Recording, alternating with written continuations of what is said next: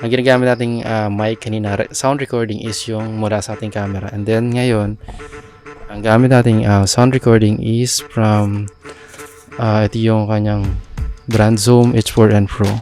Lalo sa mga event, kailangan natin yung malinaw na sound recording.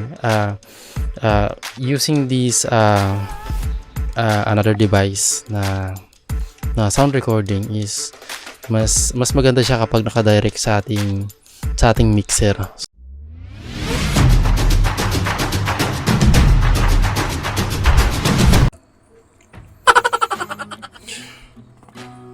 Alright, okay na ba? What?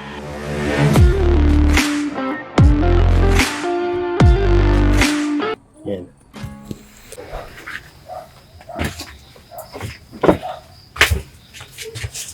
Okay, so hello, my name is Tom. Hello, good evening sa ating lahat. So by the way, my name is Tom. I'm freelance and what? Kailangan natin yung sound. Medyo mahina yung sound ng recording sa ating camera. Kaya kailangan natin ng sound recording. Ito yung Zoom H4n Pro. So, yan. Here we go. Yun. Alright, so you can see the difference between kanina ang ginagamit nating external microphone. Internal microphone is internal. Ang ginagamit nating mic kanina, sound recording is yung mula sa ating camera. And then ngayon, ang gamit nating sound recording is from ito yung kanyang brand Zoom H4n Pro. And then meron tayong external microphone na boom. Walang brand sa Shopee pero working naman. The battery siya dito nakalagay. Okay, by the way, my name is Tom. Let's talk about video editing, photography, videography, and yun. So, pag-aralan muna natin yan kung paano mag-sync tong audio, lalo kapag hindi siya naka-auto sync. So, magkahiwalay siya. Minsan ginagamit nila yung clap 1, 2, 3 para mag-auto sync. Hello. There you go. I-record pa ba? Yan. And then using this software application sa ating PC, masasync mo yung kanyang audio and then yung video nandun. So check natin. Mahalaga ito dahil noon ang ginagamit ko kasi sa syncing, lalo nung phone pa lang ako nag-edit ng video. Pinapantay ko mano-mano yung video niya, then yung sound niya na nakahiwalay sa baba para magtumugma siya. Ginagawa ko mano-mano siyang ididikit. Medyo minsan may kulang, hindi pantay, so medyo hassle. Ngayon automatic na siya i-sync using this plural eye spore. Okay, punta tayo sa ating PC. There you go. Alright, so once na na-open nyo yung plural eyes na software dito sa ating PC, hindi makita yung logo kasi hindi ma-record yung mismong desktop screen. So ito yung mismo siya kapag in-open na natin yung ating software. Then ang kailangan natin gawin is i-drag lang natin yung ating files dito. Like for example here, ito yung sound. Then lagay lang natin siya dyan. Ito yung nakahiwalay na sound recording sa ating Zoom H4n Pro, and then yung ating video clip na here, and there you go. Then kapag nalagay natin dyan, ito yung sound, and then ito yung video. Then after ma-sync niya, ma-synchronize niya, and then click lang natin tong synchronize, then there you go. Click here, then ang bilis niya.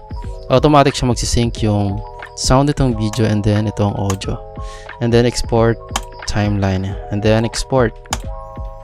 Okay, so napaka-importante talaga na meron tayong lalo sa mga event, kailangan natin yung malinaw na sound recording. Using this another device na sound recording is mas maganda siya kapag naka-direct sa ating mixer. So i-direct natin siya using Discord mula dito, and then naka-direct mismo siya dun sa parang yung kinokontrol nila. So doon naka-engage yung mismong kung gusto nating ang ma-record lang is yung mismong mic na hindi kasama yung music background sa mismong event.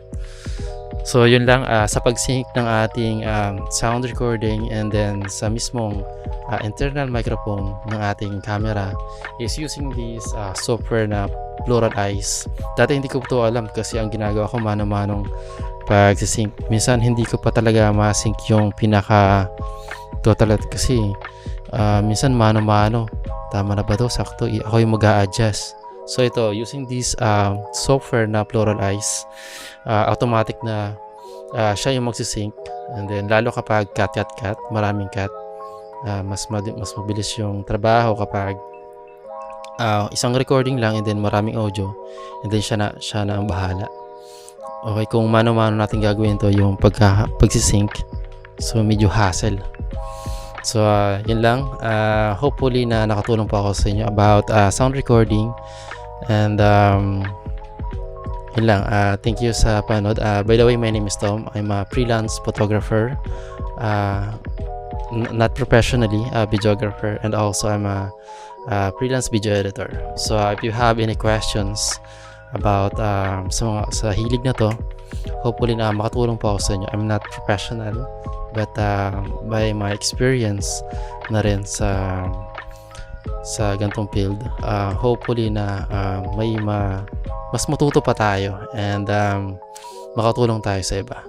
And thank you and ingat po tayong lahat. God bless. See you.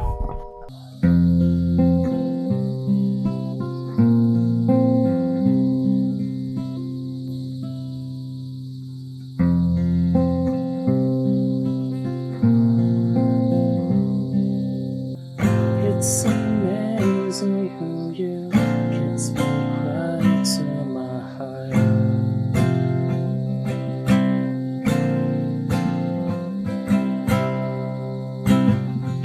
What I sing,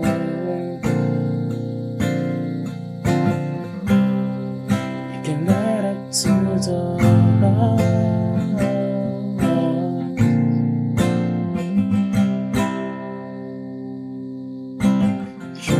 See